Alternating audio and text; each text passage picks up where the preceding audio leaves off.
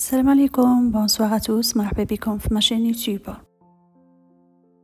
بسم الله.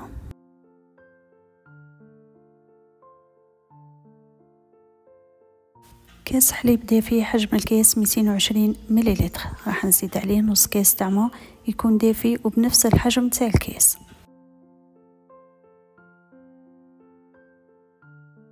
نص مغرفة كبيرة سكر كريستاليزي. مغرفة كبيرة تاع خميرة الخبز. نخلطوهم بها مع بعضهم، غطيوهم بالبابي فيلم، خليهم اكوتي حتى يخبروا ماكسيموم 5 مينوت.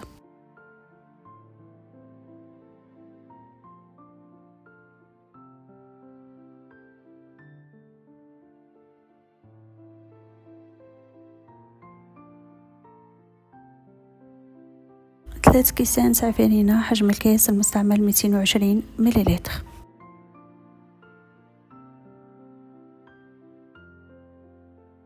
فرغوا هذاك الخليط تاع الخميره بعد ما كانت طلعت. 50 غرام تاع زبده تكون ذايبه وبارده، اي ما يعادل مغرفه كبيره ونص.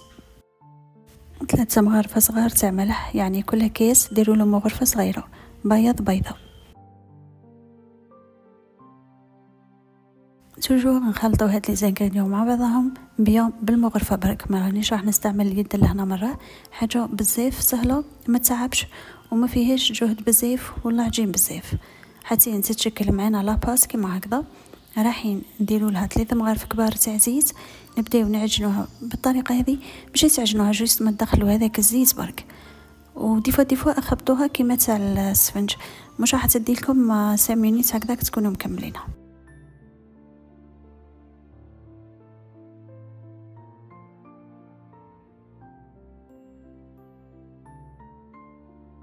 لهنا غطيوها وخليوها تخمر مليح.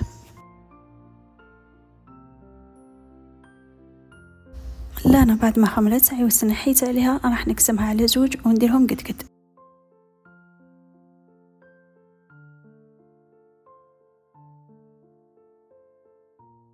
نقرصوا كل قرصه واحده فوق البابي كويسون وديروهم بالسمك هذا، يعني ما ديروهمش رقشين بزاف وما ديروهمش رقيق مره.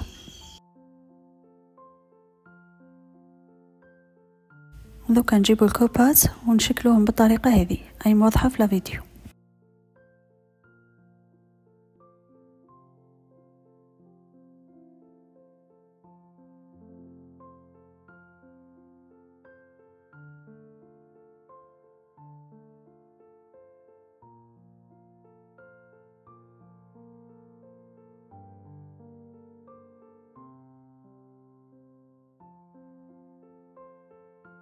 لهنا جوست ما نخلصها، يعني بعد ما نشكلها نعاود نغطيها ونخليها تخمر ماكسيموم 5 مينوت، ونروح نشكل القرصه الاخرى بنفس الطريقه.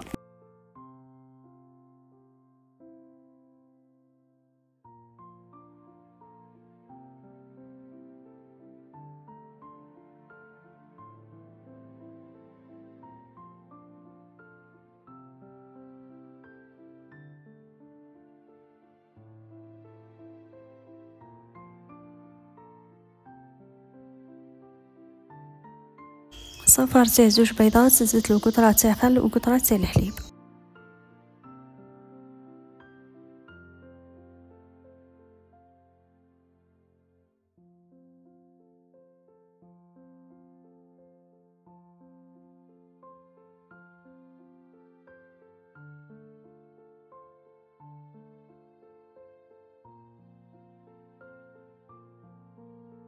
نديروا له هكذا رشه باهيه من الجنجلانيه والسينوج.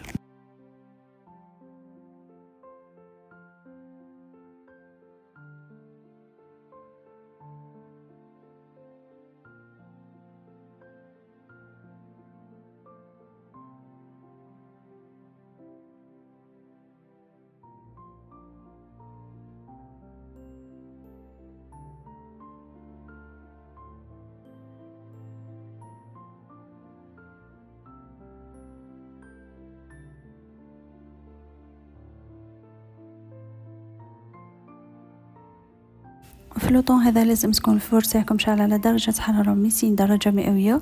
نحطوا البلاطو في الرف الوسطاني حتى نطيب من تحته، ونعيدو نشعلو له من الفوق باش يحمر ماكسيموم 20 مينيت يكونوا طايبين معنا.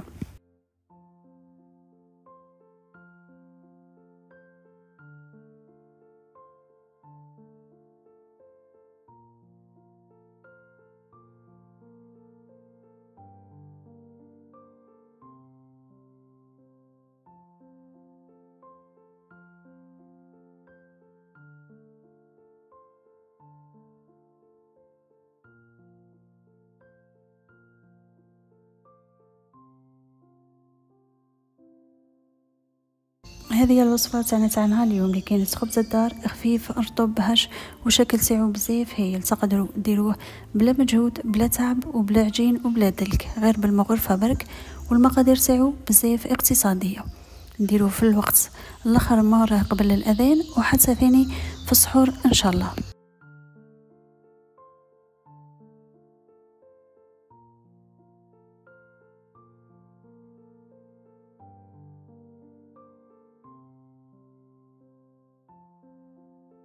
توجور اللي كان عجبتكم لاشين تاعي ما تنساوش تخليو لي جيم هكذا باش تطلعت لا فيديو توصل بزاف ناس واحد اخرين. على بالي بلي مش راح تبخلوني، تابونيو تكليكيو زر الجرس باش ما تهبطيو حتى حاجه جديده، وتبارطاجيو مع الحباب ولا فامي. بارك الله فيكم.